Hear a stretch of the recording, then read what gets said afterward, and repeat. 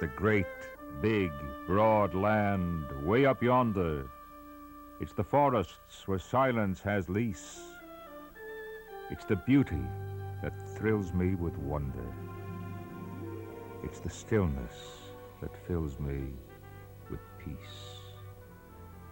Hello, I'm Lorne Greene. Robert Service wrote those words over 80 years ago in his famous poem, The Spell of the Yukon. Alaska was a very special place then, and it's just as special today. Alaska has something for everyone, and despite the ruggedness of this vast frontier, anyone can enjoy what it has to offer. On this Rand McNally video trip, we're going to explore Alaska from Ketchikan in the south to Nome way up north. And we'll look at the various cultures and their histories and discover what there is to see and discover what there is to do. And in the final segment of our video trip, we'll share information with you to help make your trip easier and a lot more fun. So, let's get started. Everyone knows Alaska is big. In fact, the word Alyeska means great land. Yet few of us realize just how big it really is. Alaska is 1/5 the size of all the lower 48 U.S. states combined.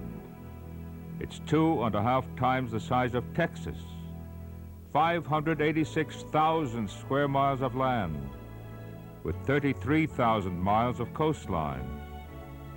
And yet, the population is less than 500,000. Up north, the Eskimo town of Barrow is the northernmost point in North America, only 1,200 miles from the North Pole. The international dateline runs just offshore, and it's one of the few places in the world where you can peer into tomorrow. Alaska goes for all the records, with the highest mountain on the continent, 10 rivers longer than 300 miles, including the mighty Yukon that splashes along for 2,000 miles, 3 million lakes, and more than 5,000 glaciers. The state has the coldest winters, sometimes dropping -100 degrees. And it has hot, searing summers that can hit 100 plus. Alaska is rich with furs and fish and timber and oil, and there's still plenty of gold in the mountains, creek beds, and along the sandy shores. Scientists guess that the first visitors came to Alaska from Siberia, about 30,000 years ago. They were hunters, following their furry and finny food supply over a land bridge on the Bering Sea that once connected Asia to North America. When the land bridge was drowned by the melting Ice Age glaciers, Siberian seafarers continued to paddle across, and these early hunters came in waves of different ethnic backgrounds and made up the first residents of Alaska.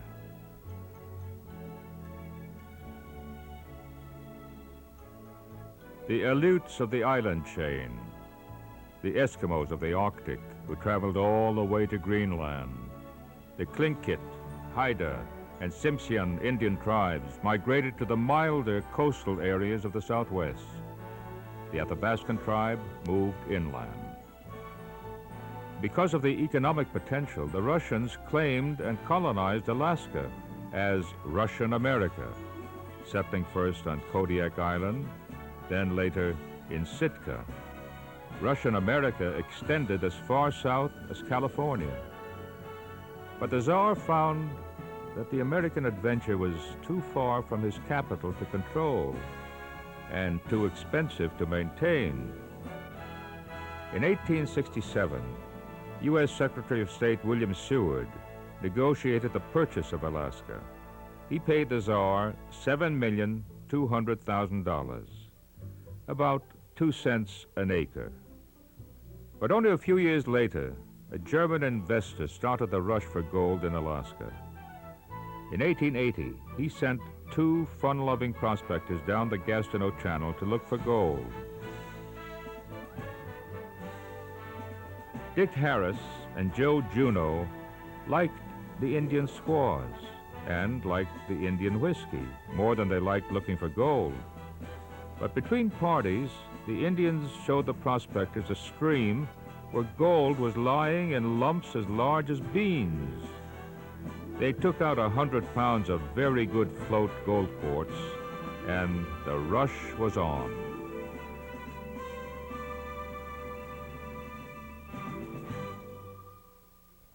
In gold rush days, the newcomers to Alaska were called Chichakos.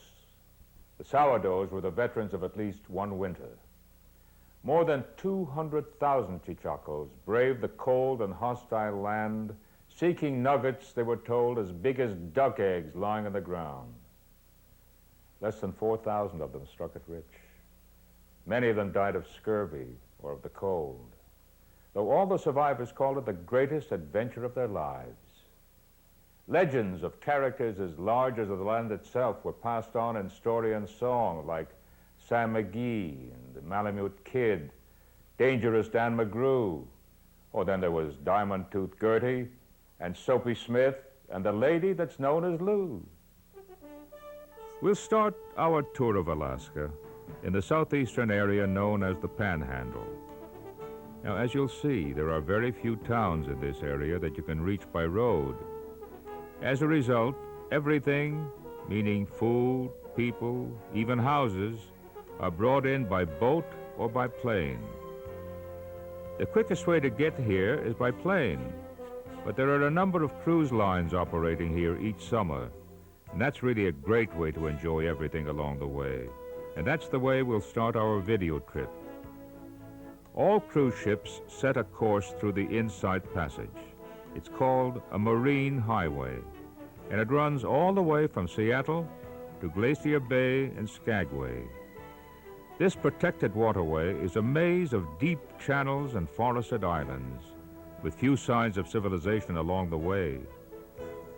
The busiest port of departure for Alaska is Vancouver, British Columbia, and the start of any cruise is one of its highlights. Everyone feels an exhilaration as the ship moves away from the dock and picks up speed for the voyage north. Your first full day aboard, you could explore the ship itself and find out how to get from your cabin to all the different restaurants and lounges and swimming pools. Then you can stake out a deck chair and watch for eagles, whales, and remote Indian villages. The first major Alaskan community on a journey north is Ketchikan, about a day-and-a-half cruise from Vancouver. Ketchikan means thundering eagle wings. That's what the Indians called a wind-blown waterfall nearby. And it's an appropriate first stop, being somewhat typical of many southeast Alaskan towns, sitting squeezed between steep mountains and a narrow arm of the sea. Ketchikan was established because of the excellent salmon fishing in the surrounding waters, and it was transformed into a boisterous mining camp when gold was discovered. Today, the town is best known for three things: totem poles, great salmon fishing, and rainfall, an average of 151 inches a year. And yet, its charm and history make it a favorite stop of all Alaska visitors. Your first stop should be on the pier at the Ketchikan Visitors Bureau, where you can get a free walking guide to the town. This also is the place to board the many tour buses which visit all the town's attractions. Ketchikan has been described as 3 blocks wide and 3 miles long. Waterfront Street is one long row of shops filled with fur coats, knee-high muckluck boots, Eskimo art, and scrimshaw. In the Frontier Saloon is a theatrical version of Harbor Hanky Panky. They stage a melodrama called The Fish Pirate's Daughter. And just 3 blocks away is the historic district at Creek Street. Its boardwalk runs alongside weather-polished houses built on pilings above Ketchikan Creek, where lovesick salmon swim for romance. In memory of those lovely times, Dolly's house is open for visitors. It's still furnished as in pioneer days, when Dolly, Frenchie, Black Mary, and Blind Polly cast their netted stockings for the men of the salmon fleet. The Indians had no written language, so they carved totems in cedar to record family histories and fanciful legends. And Ketchikan has more totems than any other place in the world. There are several excellent places to view a variety of totems. At Saxman Totem Park, 3 miles south, there are some 22 poles, and you may even see a master carver at work.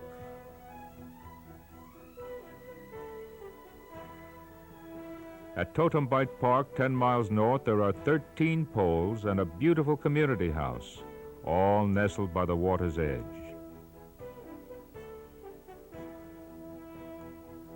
And in town, the Totem Heritage Cultural Center has an excellent collection of original, unaltered poles. White men have argued for many years about the possibility of our being descendants of monkeys, but Indians have no doubts at all. They are sons and daughters of the raven and consider the raven to be sacred. You see the raven symbol repeated on many totem poles, usually near the top in a protective position. If you get tired of touring, remember Ketchikan is known as the salmon capital of the world. Your cruise ship or the Visitors Bureau can help you arrange a fishing trip, and you can even have your catch smoked or frozen and shipped back home. Next along the Marine Highway is the old Russian capital, Sitka. Here, cruise ships tie up where Russian vessels once were loaded with furs to be sailed to China, and ice for the bars of California. A Russian fort was built here in 1799, but in 1802, the Tlingit Indians massacred all those in the colony. 2 years later, the Russian Navy poured cannon shot on the Tlingit village and re-established Sitka as New Archangel, a community that tried to rival Russia's St. Petersburg for fancy dress balls and banquets. In fact, it was known as the Paris of the Pacific. It remained the Tsar's capital in North America until the American purchase of Alaska in 1867. Today, the Onion Dome of St. Michael's Cathedral is the most photographed building in Sitka. It still holds many valuable Russian icons. Sitka has become known for performances of Russian folk dances by the New Archangel Dancers. The troupe consists entirely of local women. Performances are held in the Centennial Building, and the Visitors Bureau can provide you with a schedule of performances. Next stop is at the town named for the rascally Joe Juneau. It was started by gold, but as the state capital, it's government jobs that keep it going today.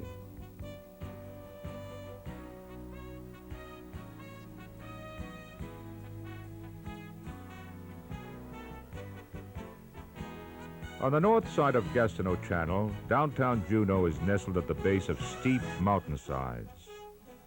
And on the south side, Douglas Island, now a prosperous Juneau suburb, was the site of the famed Treadwell mine, nicknamed the Glory Hole, because between 1880 and 1922, it produced $67 million worth of bullion.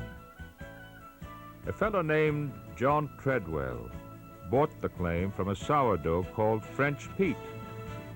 Some say he paid $400 for the claim. Others insist it was only $5.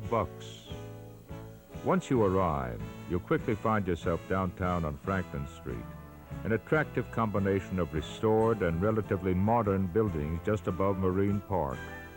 Stop in any shop along here and pick up a free walking guide to downtown Juneau. Joe Juneau is buried in Evergreen Cemetery across Gold Creek, and you can lift a glass in his memory in the original Gold Diggers Hangout, the Red Dog Saloon, right here on Franklin Street.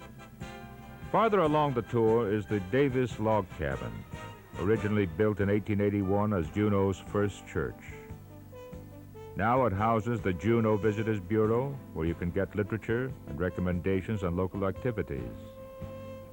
Next is the St. Nicholas Russian Orthodox Church, an unusual octagonal structure built in 1894.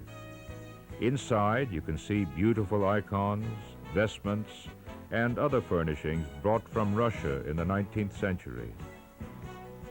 Nearby, the Alaska State Museum has an outstanding collection of Indian and Eskimo artifacts and art.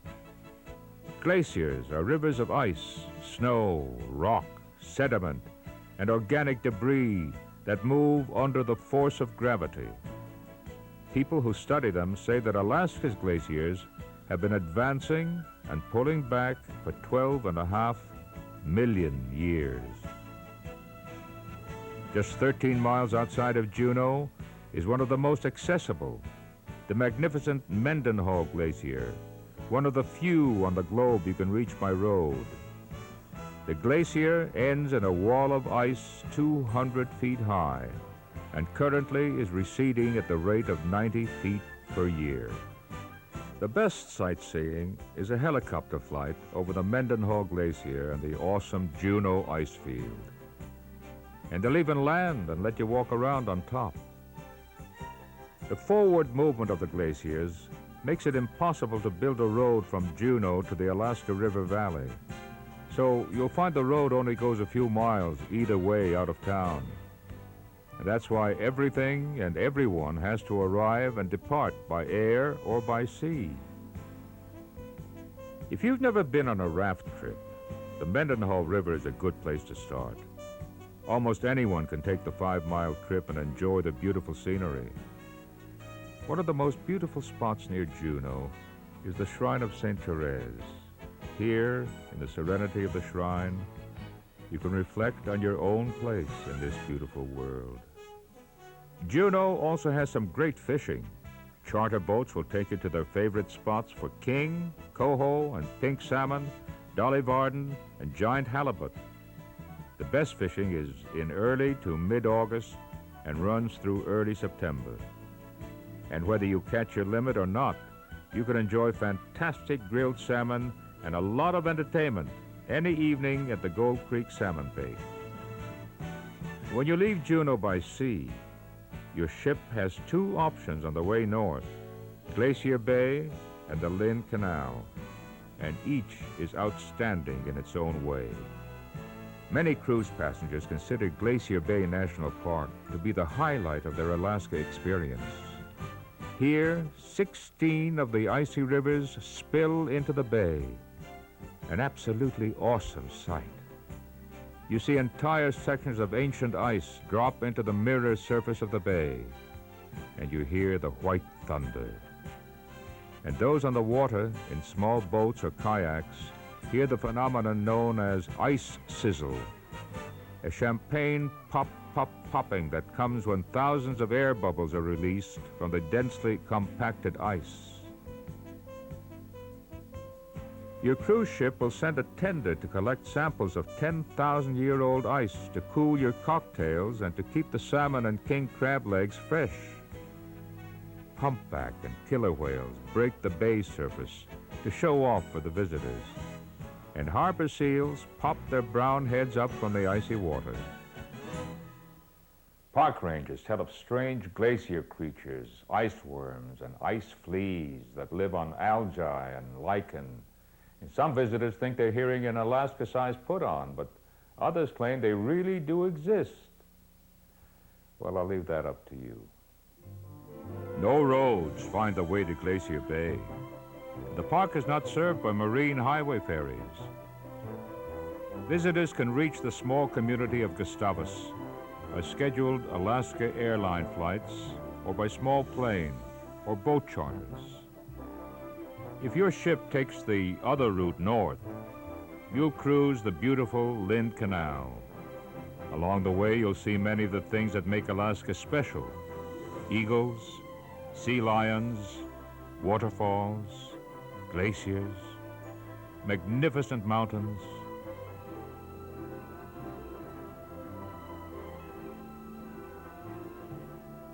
And at the end of the canal, you'll wind up at Skagway, one of the real rip-roaring towns of the Klondike Gold Rush. Skagway is home of the North Wind, and during the gold rush of '98, they say it was the wickedest town on earth. Skagway was the gateway to the Yukon of the Klondike and was the shortest route to the gold fields, but certainly not the easiest. There were 20,000 people in the town, outfitting for the long hike over White Pass. Of course, miners weren't the only fortune seekers in Skagway. Oh, there were others, like Soapy Smith. Soapy was a Wild West con man who ruled Skagway during the great gold rush of '98. When the Klondike gold ran out, the miners abandoned Skagway for Nome, where the yellow stuff was easily sifted from black sand along the beaches. Today, Skagway's 800 residents preserve the frontier look with old-fashioned false fronts on the Broadway shops. And folks dress the part for tourist cameras. You hear tinny piano notes spilling from saloon doorways. Highly varnished ladies in satins and boots bear a gartered thigh. But these days, it's just part of the show. The Arctic Brotherhood Hall is Skagway's architectural curiosity, built of thousands of pieces of weather-worn driftwood. During summer evenings, you can visit the Friends of Eagles Hall to get a feeling of what Gold Rush days were really like. Enjoy the games of chance, use chips supplied by the house, and then enjoy Skagway and the days of '98. That's a musical show all about Soapy Smith and his band of scoundrels and dance hall girls.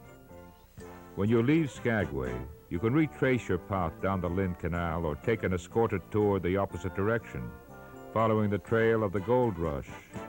Skagway is one of the few southeastern Alaska towns that has a land connection to the rest of the state. As you can see, southeast Alaska is a land of contrasts. Totem poles and Russian churches, glaciers and gold rush ruins, mighty mountains, modern-day can-can girls. Now, what could the rest of Alaska have to offer that you couldn't find here?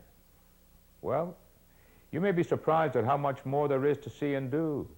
So let's continue our video trip by moving a few hundred miles west to the city of Anchorage in south-central Alaska. Anchorage is the largest, richest, most powerful city in Alaska. It's 3 hours flying time from Seattle, and its airport is a busy place as a fueling stop on international polar flights. In 1778, Captain James Cook sailed here. He was looking for an inside passage from the Pacific to the Atlantic. He didn't find it, but where he reversed his course, it's called Turn Again Arm. Not much else happened in Anchorage until 1914, when a tent city was established for workers on the Alaska Railroad. It became an anchorage for supply ships from Seattle, and that's how it got its name. Anchorage is a good walking town. You start at the sod-roofed log cabin visitor center at 4th and F Streets, and they'll give you maps and information and tell you all about the town. Around town, you see the peaks of the Chugach Mountains to the east and an awesome view of Mount McKinley to the north. On a walking tour, you'll see the Holy Family Cathedral at 5th and 8th Streets. It was visited by Pope John Paul in 1981. Elderberry Park is where you watch for whales and seabirds. And you can see the Oscar Anderson House, a 2-story frame home from 1919. It's dressed with furnishings of the time and open to the public. There's also the famous Boar Tide, a rushing tide peculiar to Cook Inlet. On Good Friday in 1964, Anchorage shook like a wet sled dog from an earthquake measuring 8.7 on the Richter scale. the strongest ever recorded in North America. 2,000 homes and businesses were destroyed. Earthquake Park at the west end of Northern Lights Boulevard is an unusual display covering 132 acres of what was a posh residential area. If you're interested in native arts and crafts, the Historical and Fine Arts Museum is certainly for you. It's stuffed with traditional native costumes, tools, weapons. To buy native handiwork, try the Alaska Arctic, Indian, and Eskimo Museum. Best buys are whale tooth and walrus tusk carvings, fur jackets and parkas, soapstone sculpture, gold nugget, and jade jewelry. The Ummingmak Muskox Producers Co-op at West 6th and H Street is where you buy clothes made from the very fine wool of the musk oxen. The co-op keeps its own herd of the hairy beasts to supply 200 native women who knit the garments. In other stores, you can buy reindeer steak and sausage, wild berry products, homegrown pork, canned salmon, and Alaskan honey. In winter, skiing is a popular sport. There are 4 ski areas within easy driving distance from town. The Fur Rendezvous is a big party held each February.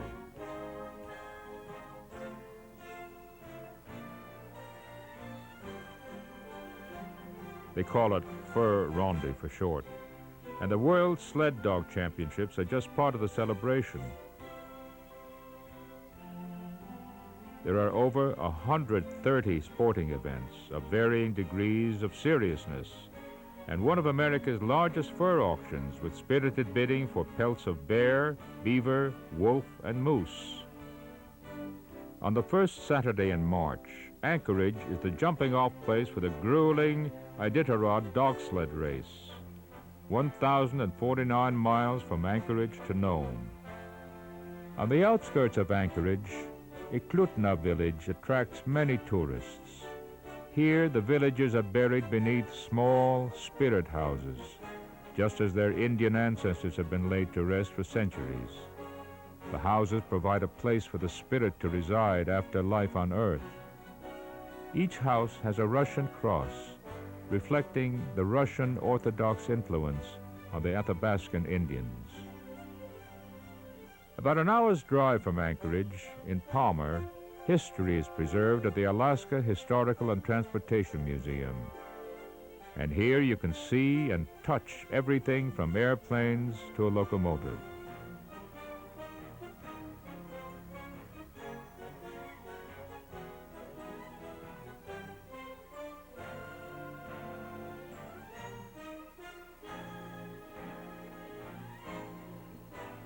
One of South Central Alaska's most popular attractions is Portage Glacier that spills inland icebergs into Portage Lake.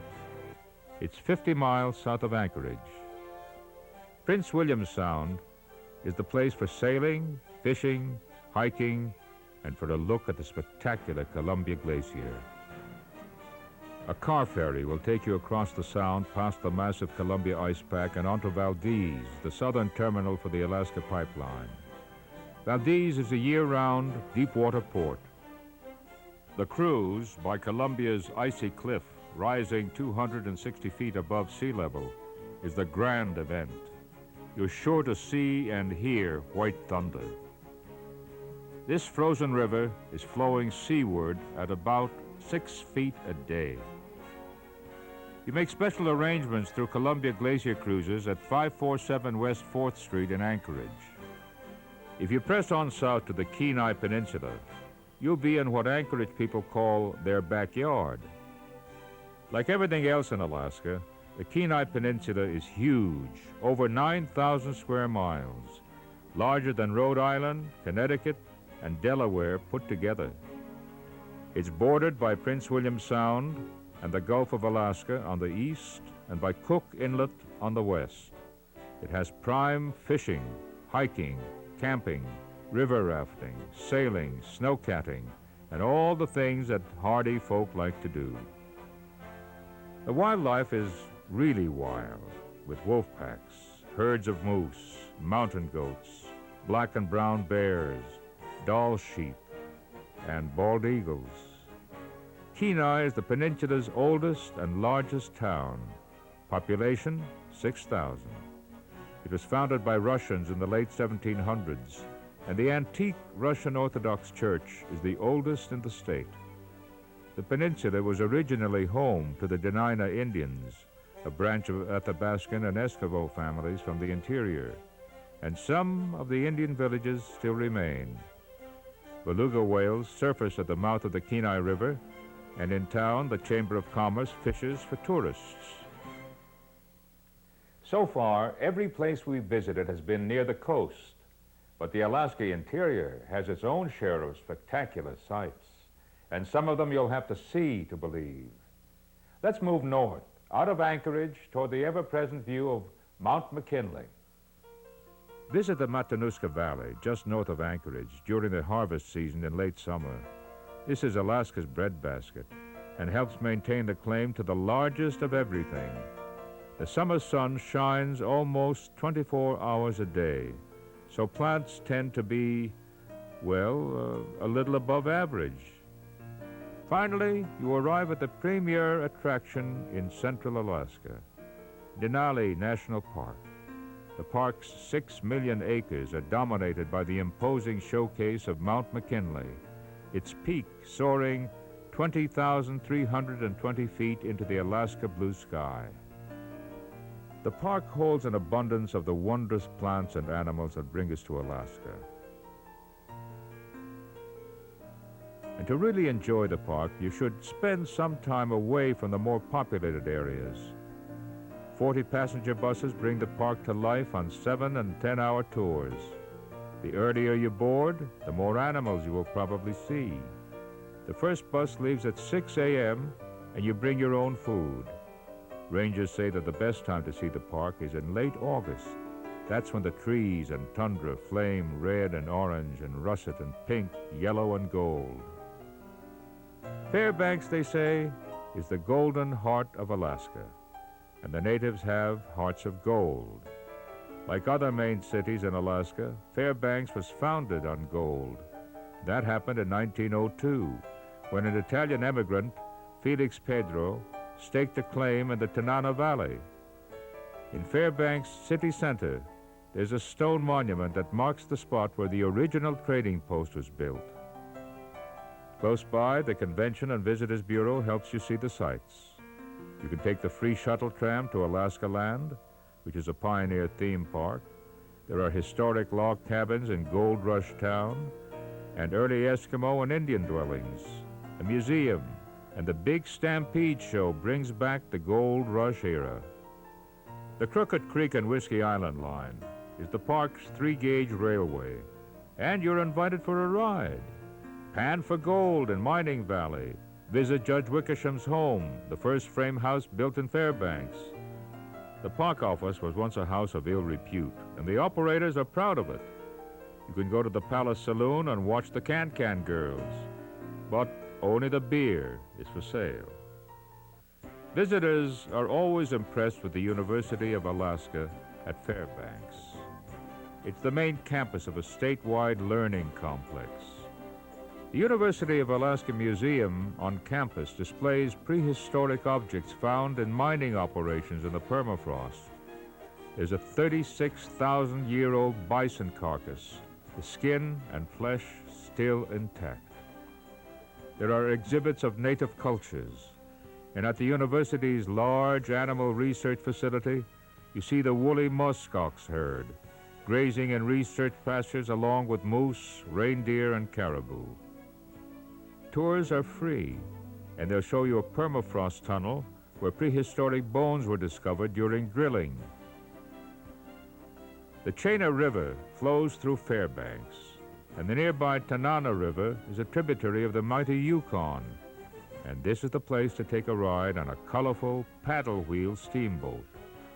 The Sternwheelers Discovery 1 and Discovery 2 will take you on 4-hour river trips, and history comes to life as you listen to the tour guide talk about life along the river in the old days.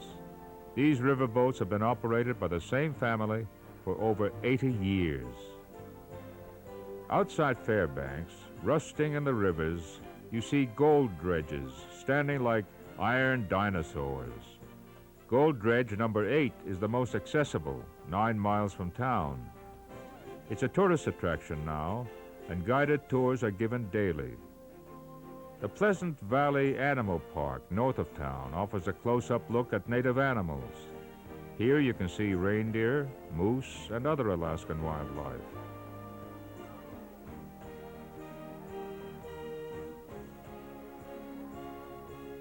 And near Fairbanks, you can get a close-up look at the Trans-Alaska Pipeline, a symbol of Alaska's most recent gold rush. It can gargle 1 million gallons a day across Alaska. Now, surely one of the most unusual events in Alaska is the World Eskimo and Indian Olympic Games held each August on the university campus. There are strange games and contests that evolved from traditional native pastimes. There's a blanket toss competition. It started as a hunting technique, a way of searching for polar bears on the flat Arctic ice. Hunters would toss up a small boy high in the air to spot the creatures. But it was so much fun, it became part of every celebration. There's the Alaskan high kick and a muktuk eating event, 1 square inch of whale skin and blubber. The first empty mouth wins. Walking a greased pole sharpened the agility needed to go from ice floe to ice floe.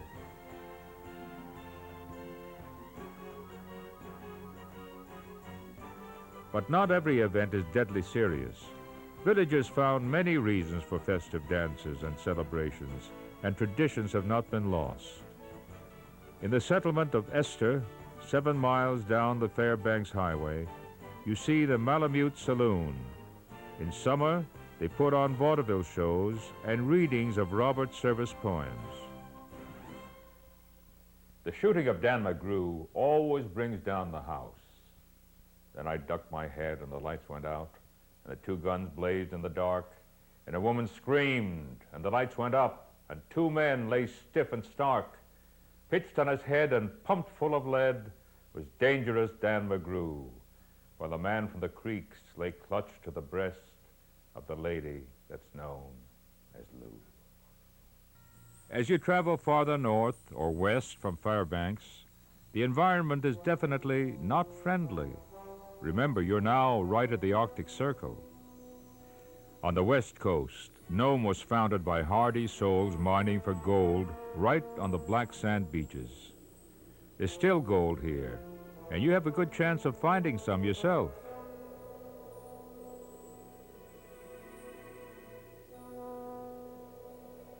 Still farther north is Kotzebue, 25 miles beyond the Arctic Circle. This authentic Indian village offers traditional native dances and feasts and the Nana Museum.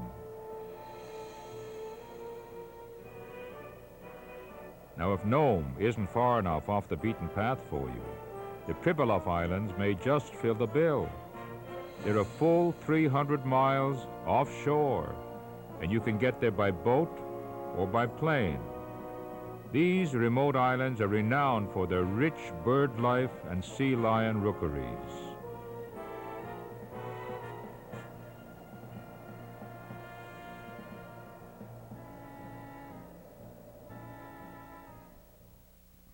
Oh, there's a lot more to Alaska to be explored.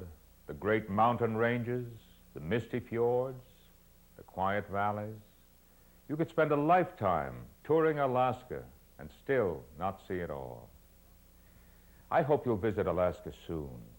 You'll be at Chichako only on your first trip. After that, you'll always be a sourdough. Now, in the final part of our Rand McNally video trip, we'll share that information I promised to make your trip easier and a lot more fun. You can get to Alaska by air, sea, or highway. Each way has its own advantages and offers a different perspective of the state. Of course, air travel is the fastest and most frequent, leaving you more time for all the activities. Alaska Airlines has daily direct flights from several West Coast cities to Ketchikan, Juneau, Sitka, Anchorage, and Fairbanks. Other airlines serve only Anchorage and Fairbanks, but have direct flights from cities other than on the West Coast. Once in Alaska, you can make connections to every other town of any size in the state. Flying time from Seattle to Anchorage, about 3 hours. If you're traveling to Alaska between mid-May and mid-September, you may want to consider taking a cruise ship. Several different luxury liners leave from San Francisco, Seattle, and Vancouver to sail up the Inside Passage through southeast Alaska. Some cruise as far as Glacier Bay or Skagway and then return, while others continue on to Anchorage. There are also combination trips which combine cruising and escorted land tours. Cruise ships are really a great way to see Alaska. On board ship, everything is first class. Some people sail just because of the food. Each day can be different than the day before. You can enjoy shipboard activities throughout the day and evening and wake up the next morning at a brand new town to explore.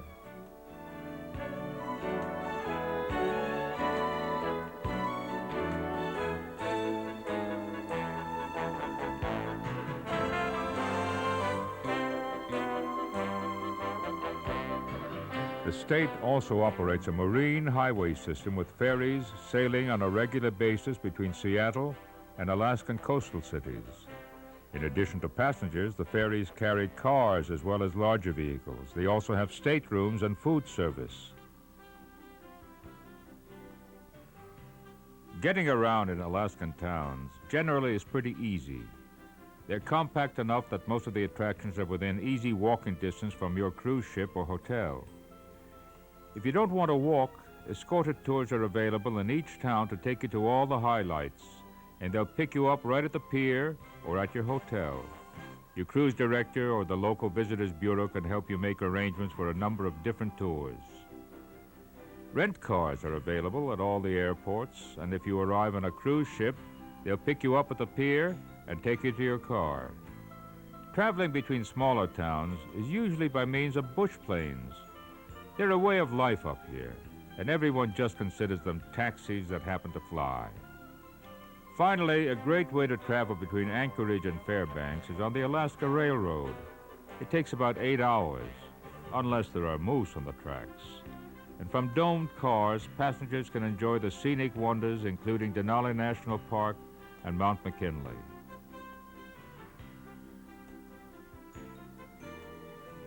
The type of weather to expect and the appropriate clothing to bring varies greatly depending on what part of the state you're visiting and, of course, the time of the year. The southeast panhandle area, including Ketchikan, Juneau, and Skagway, has a moist maritime climate. Juneau has average summer highs in the low 60s and average summer lows in the high 40s. Average winter highs are around 30 degrees and average winter lows are around 20 degrees. The city's monthly average ranges from about 3 inches in April to almost 8 inches in October. And keep in mind that Ketchikan gets about 3 times that amount. The best way to dress is in layers so you can adjust to changing conditions. And always have your rain gear handy. Summer temperatures in Anchorage are about the same as Juneau, with highs in the 60s and lows in the 40s. Winters are colder, with average highs around 20 degrees and average lows between 5 and 10 degrees. Anchorage gets less rain than Juneau, generally averaging less than an inch a month.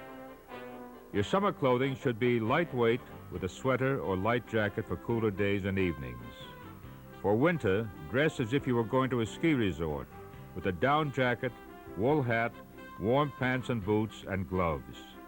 Fairbanks has the greatest variety of weather, with warm to hot summer days and cold, cold winter nights. You can expect an average of about 2 inches of rain each summer month, and snow is on the ground from October through April.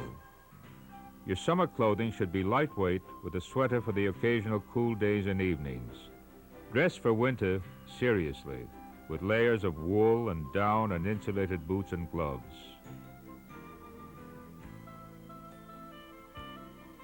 Alaska offers a wide array of accommodations.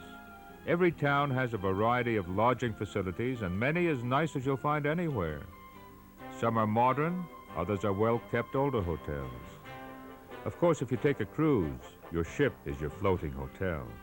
And because everything moves with you, you don't have to keep packing and unpacking. A decided advantage. In Ketchikan, there are 4 lodging facilities, including the Gilmore Hotel in downtown and a Super 8 motel just outside the downtown area.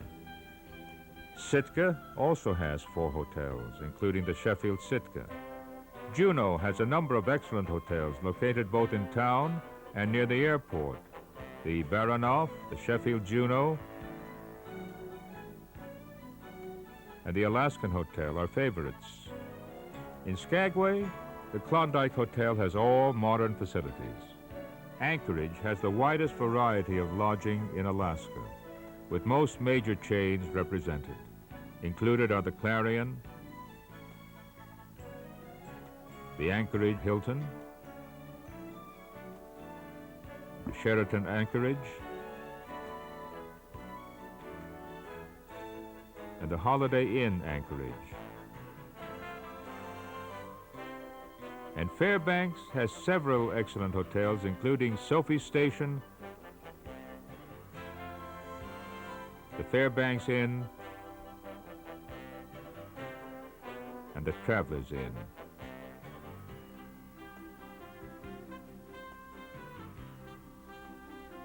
For more information, write for the free official vacation planner, published by the Alaska Division of Tourism.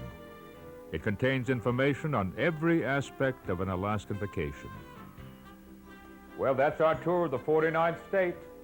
I know that once you have visited Alaska, you'll want to come back again and again. Until then, I'm Lorne Greene, inviting you to your own adventure in the land of the midnight sun.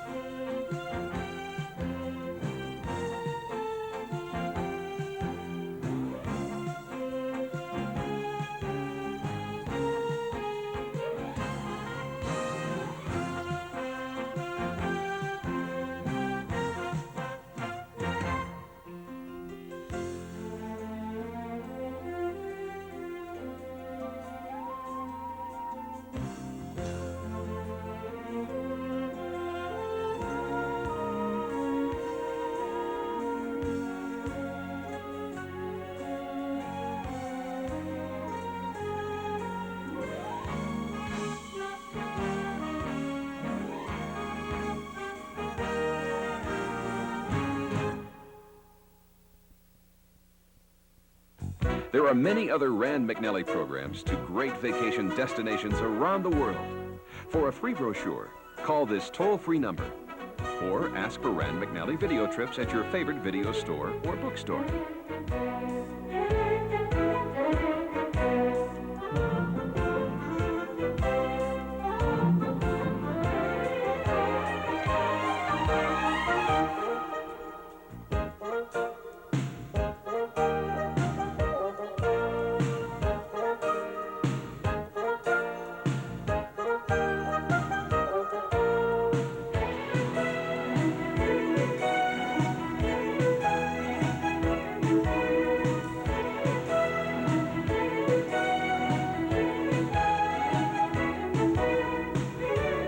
It's the best way to make sure your vacation is exactly the way you want it to be.